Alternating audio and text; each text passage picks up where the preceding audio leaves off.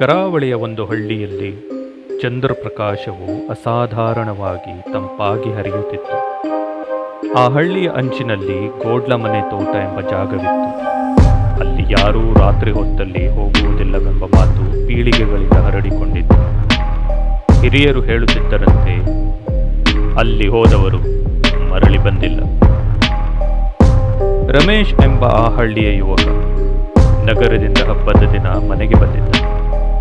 ಸ್ನೇಹಿತರು ಅವನಿಗೆ ಆ ತೋಟದ ಕುರಿತಾದ ಕಥೆಗಳನ್ನು ಹೇಳಿ ಬೆದರಿಸಿದರು. ಆದರೆ ನಗರದಲ್ಲಿ ಬೆಳೆದ ರಮೇಶ್ ನಕ್ಕು ಬಿಟ್ಟ. ಇವು ಹಳೆಯ ಜನರ ಮೂಢನಂಬಿಕೆಗಳು ಎಂದು ಆತ ತಿರಸ್ಕರಿಸಿದ. ಆ ರಾತ್ರಿ ಸ್ನೇಹಿತನೊಬ್ಬ ಸವಾಲು ಹಾಕಿದ.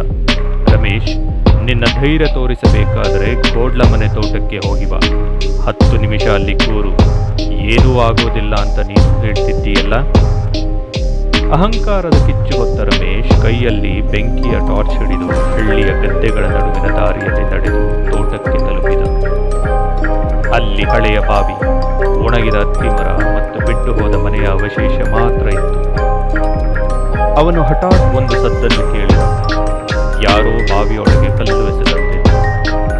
ರಮೇಶ್ ಹತ್ತಿರ ಹೋಗಿ ಬಾವಿಯೊಳಗೆ ನೋಡಿದಾಗ ಅಲ್ಲಿ ಯಾವ ಕಲ್ಲಿನ ಗುರುತು ಇರಲಿಲ್ಲ.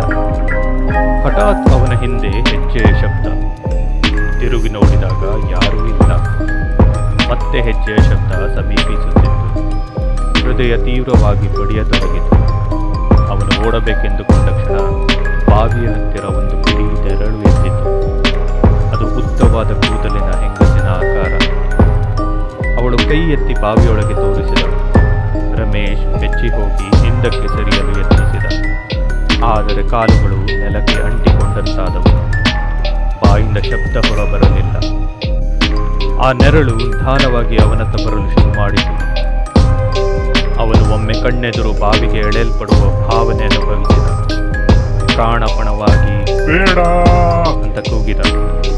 ಆದರೆ ಕತ್ತಲೆಯಲ್ಲಿ ಆ ಕೂಗು ಹೀಗೆ ನುಗ್ಗಿಕೊಂಡಿತು. ಅವನು ಬಾವಿಯ ಅಂಚಿಗೆ ತಲುಪಿದಾಗ ಟಾರ್ಚ್ ನೆಲಕ್ಕೆ ಬಿದ್ದು ಆರಿತು. ಕತ್ತಲೆ ಸಂಪೂರ್ಣವಾಗಿ ಆವರಿಸಿತು. ಮುಂದಿನ ಬೆಳಿಗ್ಗೆ ಹಳ್ಳಿಯ ಜನರು ಹುಡುಕಾಟ ನಡೆಸಿದಾಗ ಬಾವಿಯ ಅಂಚಿನಲ್ಲಿ ರಮೇಶನ ಬೂಟುಗಳು ಮಾತ್ರ ಕಂಡವು. ಅವನು ಮರಳಲಿಲ್ಲ. ಆ ದಿನದಿಂದ ಯಾರೂ ಅಲ್ಲಿ ಹತ್ತಿರ ಹೋಗಲು ಸಹ ಧೈರ್ಯ ಮಾಡಲಿಲ್ಲ. ಆದರೆ ಕೆಲ ರಾತ್ರಿ ಬಾವಿಯ ಹತ್ತಿರ ಯಾರೋ ಸಹಾಯಕ್ಕೆ ಕೈ ಚಾಚುತ್ತಿರುವಂತೆ ಮೃದು ಕೂಗು ಕೇಳಿಸುತ್ತಿತ್ತೆಂದು ಜನರು ಹೇಳುತ್ತಾರೆ.